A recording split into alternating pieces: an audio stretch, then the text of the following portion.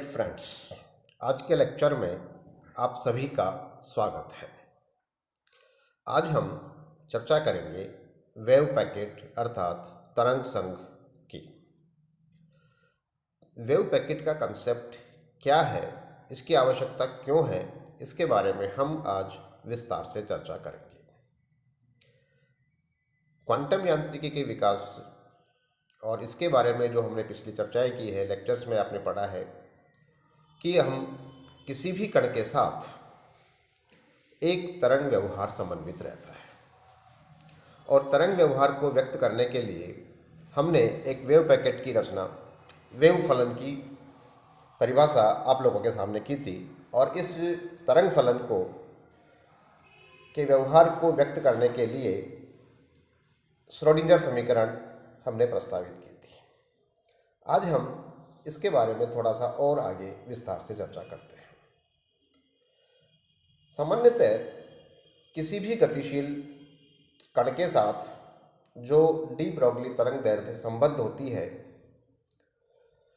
उस तरंग को हम एक तरंग फलन से व्यक्त करते आए हैं और उस तरंग फलन के लिए सामान्य रूप से साई बराबर ए साइन ओमेगा टी माइनस के एक्स या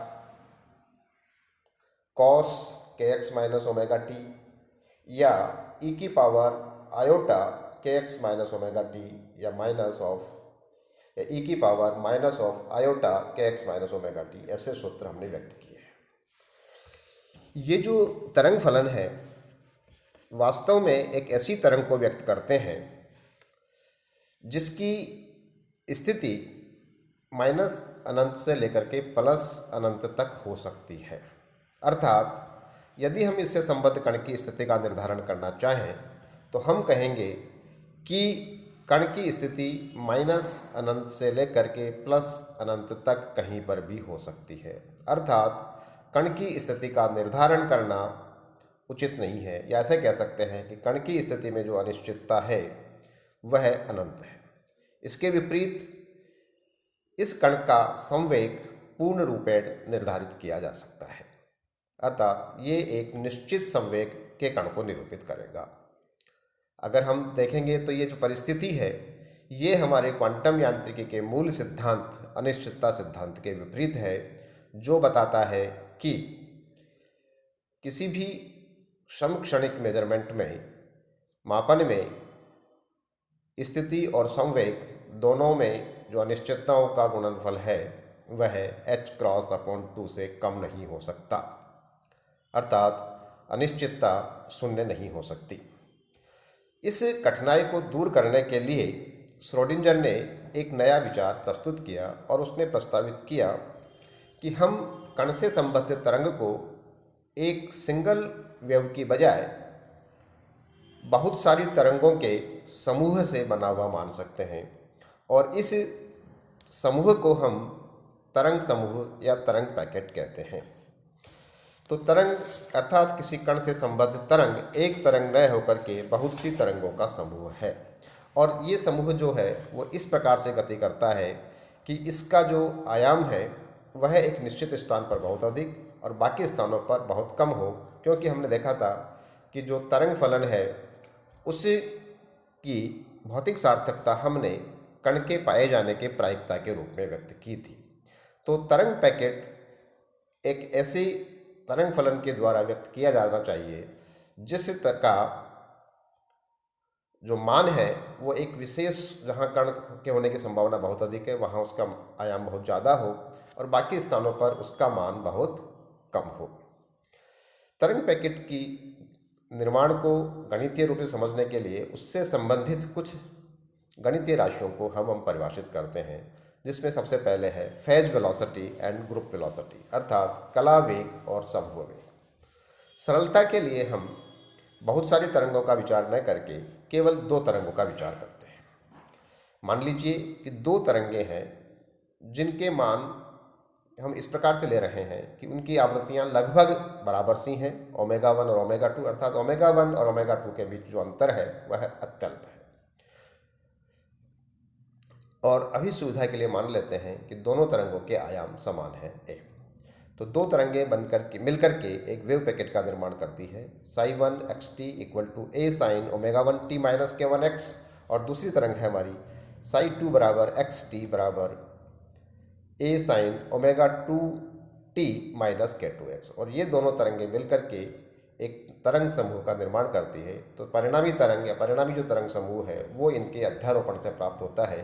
तो हम मान लीजिए लिखते हैं कि साई xt बराबर Sai 1 xt plus psi 2 xt, दोनों का मान रखते हैं। ए बराबर ω1t minus k1x plus sign ω2t minus k2x, और इसको अगर हल करें तो इसका उत्तर हम इस प्रकार से प्राप्त करेंगे। Psi xt is equal to, जहाँ मैंने अपने नोट्स में एक ही ब्रैकेट में इन चीज़ों का सारा लिखा है, 2a cos delta ω2 upon 2t minus delta k upon 2x multiplied by sine ω t minus kx, जहाँ हमने ओमेगा का मान ω1 प्लस ω2 अपॉन 2 अर्थात इनका औसत मान लिखा है, k का मान k1 प्लस k2 अपॉन 2 अर्थात इनका औसत मान है, जबकि डेल्टा ओमेगा दोनों आवृत्तियों का अंतर है और डेल्टा के दोनों k का अंतर है, जो कि अत्यल्प राशियाँ हैं।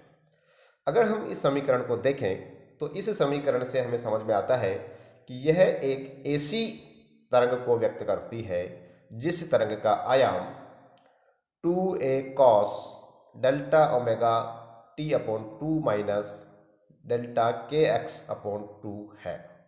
अर्थात ये जो आयाम है वह नियत न होकर के जो cos delta omega upon 2t minus delta kx upon t से बदल रहा है। अर्थात इस तरंग का आयाम आवृत्ति डेल्टा ओमेगा अपॉन 2 और वेव वेक्टर या wave number delta k upon 2 से मॉड्यूलेटेड होता है, और इस प्रकार की तरंग को हम एक इस प्रकार के चित्र में बता सकते हैं। तो ये हमारा एक वेव पैकेट का कंसेप्ट है कि दोनों तरंगें एक तरह से जो हमने एक आयाम बनाया है इस आयाम का संचरण करती है। अब हम इसका ग्रुप वेलोसिटी परिभाषित करने की कोशिश करते हैं। जो हमारा इसका आयाम है 2a cos delta omega upon 2t minus delta kx upon t से समूह वेग के रूप में जानते हैं कि इसका मान एक नियत होना चाहिए। तो अगर हम इसको कांस्टेंट लिखते हैं तो delta omega t upon 2 minus delta kx upon 2x is equal to constant का अगर अवकलन करें तो dx अपॉन dt बराबर आपको आएगा डेल्टा ओमेगा अपॉन 2 बराबर डेल्टा k अपॉन 2। तो that means group velocity vg बराबर आप कहेंगे delta omega upon delta k, और ये मानते हुए कि ये हमारा इसका ग्रुप वेलोसिटी है। हम ये ध्यान में रखते हैं कि डेल्टा ओमेगा डेल्टा के मान बहुत अत्यल्प हैं, तो इसको हम एक परफेक्ट इंटीग्रल के रूप में डिफरेंशियल के रूप में लिख सकते हैं। तो vg बराबर हम लिख सकते हैं डेल्टा ओमेगा अपॉन डेल्टा के बराबर डी ओमेगा अपॉन टी के। इसी प्रकार से ये जो वेग है इसको हम कहेंगे ग्रुप वेलोसिटी, अर्थात तरंगों का समूह इस वेग से गति करता है। एक और अन्य वेग हम परिभाषित करेंगे जिसको हम कला वेग कहते हैं। तो वो हमारे जो तरंग है उसके नियत रहना चाहिए कला उसकी ओमेगा टी माइनस kx बराबर कांस्टेंट से अगर हम dx अपॉन dt निकालें तो ये बराबर आएगा ओमेगा अपॉन k, और इसे हम कला वेग कहते हैं। Thank you. आज के लिए हम यहीं पर रुकेंगे।